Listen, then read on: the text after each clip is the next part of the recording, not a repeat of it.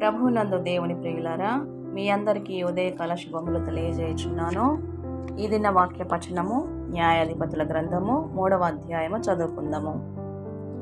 ఇశ్రాయేలీయులకును కనానీయులకును జరిగిన యుద్ధములన్నిటినీ చూడని వారందరినీ శోధించి ఇశ్రాయేలుల తరతరముల వారికి అనగా పూర్వము ఆ యుద్ధములను ఏమాత్రమును చూడని వారికి యుద్ధము చేయ నేర్పునట్లు యెహోవా ఉండనిచ్చిన జనములు ఇవి.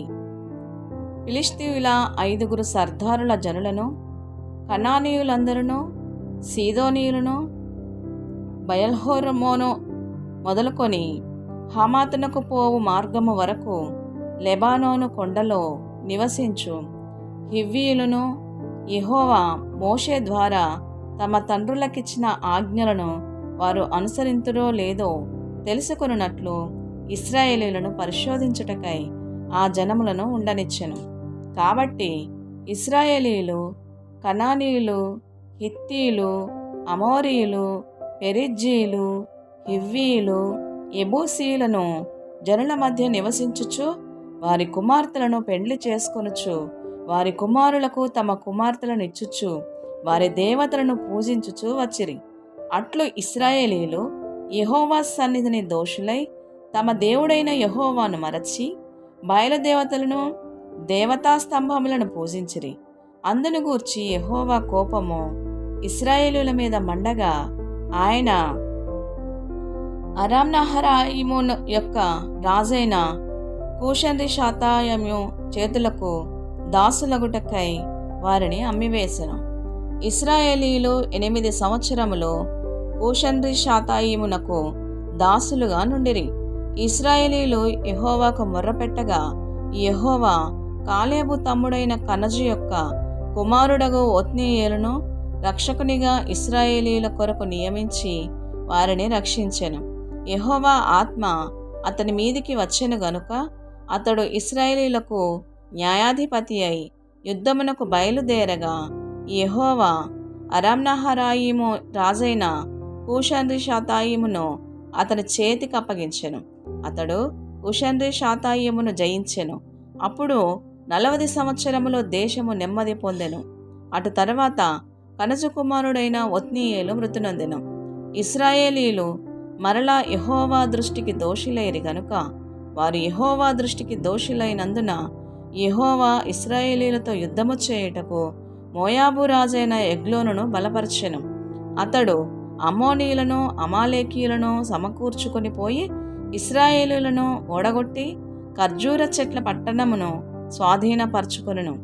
ఇశ్రాయేలీయులు 18 సంవత్సరములో మోయాబు రాజునకు దాసులైరి.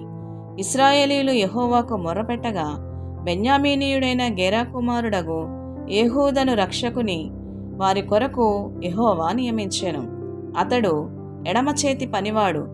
అతని చేతను ఇశ్రాయేలీయులు మోయాబు రాజైన ఎగ్లోనుకు కప్పము పంపగా ఏహూదు 3 పొడవు గల 2 అంచుల కత్తిని చేయించుకొని తన వస్త్రములో తన కుడి తొడ మీద దాన్ని కట్టుకొని ఆ కప్పము మోయాబు రాజైన ఎగ్లోనుకు తెచ్చెను. ఆ ఎగ్లోను బహుస్థూలకాయుడు.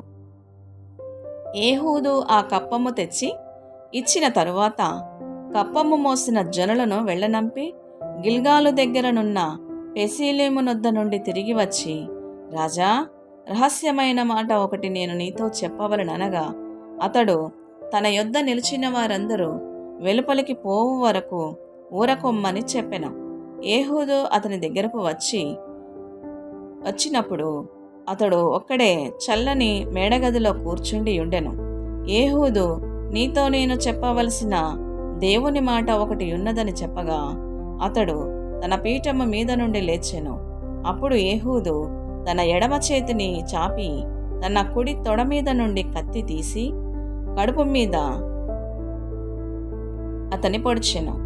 పిడియును కత్తి వెంబడి దూరగా క్రొవ్వు కత్తిపైని కప్పుకొనినందున అతని కడుపు నుండి కత్తిని తీయలేకపోయెను. అది వెనుక నుండి బయటికి వచ్చి ఉండెను.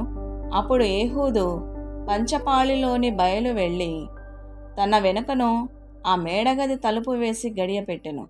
అతడు బయలు వెళ్ళిన తరువాత ఆ రాజు దాసులు లోపలికి వచ్చి చూడగా ఆ మేడగది తలుపులు గడియలు వేసి ఉండెను గనుక వారు అతడు చల్లని గదిలో శంఖానివర్తికి పోయి యున్నాడనుకొని తాము సిగ్గువింతలు పడువరకు కనిపెట్టినను. అతడు ఆ గది తలుపులను తీయకపోగా వారు తాళపు చెవిని తెచ్చి తలుపులు తీసి చూచినప్పుడు వారి యజమానుడు చనిపోయి నేలను పడి ఉండెను. వారు తడువు చేయుచుండగా ఏహూదు తప్పించుకొని పెసీలోమును దాటి సేయిరాకు పారిపోయెను. అతడు వచ్చి ఎఫ్రాయిమీయుల కొండలో బూరను ఊదగా ఇశ్రాయేలీయులు మన్య ప్రదేశము నుండి దిగి అతని యొద్దకు వచ్చిరి. అతడు వారికి ముందుగా సాగిపోగా, నా వెంబడి త్వరగా రండి, మీ శత్రువులైన మోయాబీయులను యెహోవా మీ చేతికి అప్పగించుచున్నాడనను. కాబట్టి వారు అతని వెంబడిని దిగివచ్చి మోయాబు ఎదుటి యోర్దాను రేవులను పట్టుకొని ఎవరిని దాటనీయలేదు.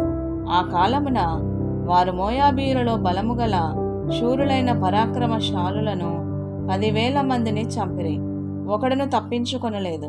ఆ దినమున మోయాబీయుల ఇశ్రాయేలీయుల చేతి క్రింద అనపబడగా దేశము 80 సంవత్సరములు నిమ్మళముగా ఉండెను.